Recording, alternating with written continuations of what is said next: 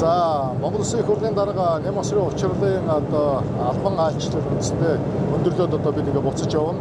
За энэ айлчлалын хүрээнд бол хоёр улсын парламент хоорондын хамтын ажиллагааны механизм ажиллуулж хоёр дахь хуралдаанаа хийлээ. Энэ хуралдааны үр дүнд бид бас энэ эрчим хүч газрын тосны салбар болон бусад салбаруудад хэрхэн ажиллах засгийн газрын үйл ажиллагааны хамтын ажиллагааны төлөвлөгөөг хэрхэн их хурлын төрийн эрх барих дээд байгууллагын зүгээс дэмжих вэ гэдэг асуудлуудыг ярьлаа.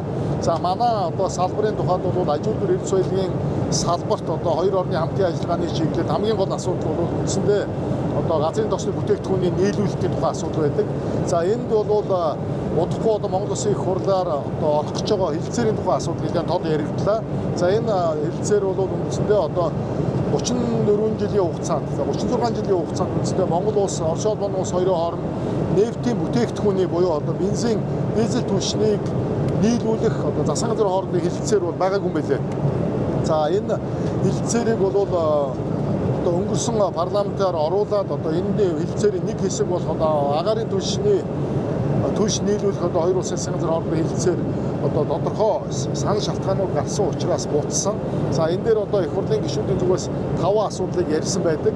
За энэ 5 асуудлыг ярих юм бол үндсэндээ тэр өшгийн хөндийн нисэх буудлын дэд бүтцийг тэржигтэн өгч гэдэг юм уу тийм агуулгаар орцсон зарим асуудлууд байсныг өнгөрсөн 6 сарын хугацаанд бол бид манай яамны зүгээс сайдын зүгээс бол Орос улбаны улс руу 4-5 удаа очиж альчилж ярилцсны хүрээнд Монгол улсынхаа байр суурийг энэ хэлэлцээрт бүрэн хэмжээнд тусгуулах ийм шийдвэр төрсөн. Сая Орос улбаны улсын эрчим хүчний сайд Цэвэлёвт эцсийн томьёоллууд дээр тохиролцоод буцаж байгаа юм амжилттай байна. За энэ хэлэлцээрийг Улсын их хурлаар 3 сарын 16-нд эхлэхэд хаврын жуулганаар нэн даруй яралтай оруулж ёсчлон баталж нэмэлт хэлэлцээрийг давхар баталж дуусгах нь. Ингэх юм бол хоёр улсын хооронд анх удаага засгийн газрын хоорондын тогтвортой чанартай ямар ч үед нийлүүлж явах, нефтийн бүтээгдэхүүнийг нийлүүлж явах энэ эрх зүйн орчин бүрдэх юм байна. Хуучин бол дандаа аж ахуйн нэгжүүдийн хооронд байсан. Орос улбаны улсын манай улс ийм юм. Манай улс ерөөсөө нийт шатах тослох материал үндсэндээ энэ нефтийн бүтээгдэхүүн, бензин, дизель түвшээ 100% гадаадаас импортлдог. Энийн 97%-ыг Орос улбаны улсаас авдаг.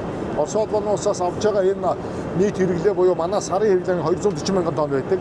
240 мянган тонны 60 мянгаыг нь тогтмол үнээр авч байгаа. А92 автобензин. Энэ бол евро 2 төрлийн автобензин байгаа. Евро 2 төрлийн автобензин бол маш хоцрогдсон ийм л бензин. За энэ бензиний хөхрийн хэмжээ гэхэд евро 5 төрлөөсөө 2000 дахин их байдаг. Дэгдэмхийн хий энэ Улаанбаатарын иргэд маань ярьдаг өмхийн үнэстэй байна тий толгоо өвдөд байна гэдэг юм бол энэ бас автомашины бензинээс маш ихээр гарч байгаа. Энэ төрлийн 60 мянган тонн бензинийг бид тогтмол үнээр авдаг. Энэ дээр л үнийн зохицуулт хийж байгаа. Үндсэндээ нийт бүтээгдэхүүний 4-1 дээр зохицуулт хийж байна. 4-3 дээр бол яг зах зээлийн зарчмаар явж байгаа. Дараа шатхуунд тасрахгүй хомсдгүй гэсэн баталгаа байгаа юу? Бага. Ойрын үед бол бид шатхууны нэг сар орчмын нөөцтэй болсон байна. А92 болон дизель түвшний.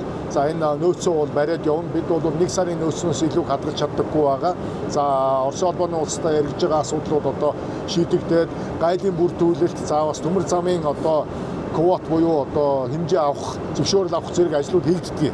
За энэ ажлуудаа ойрын үед дуусгаад ийчвэл нэг 2 сарын нөөц хадгалдаг хэмжээний чадaltaй болно гэсэн ийм төлөвлөлтөд ажиллаж байна.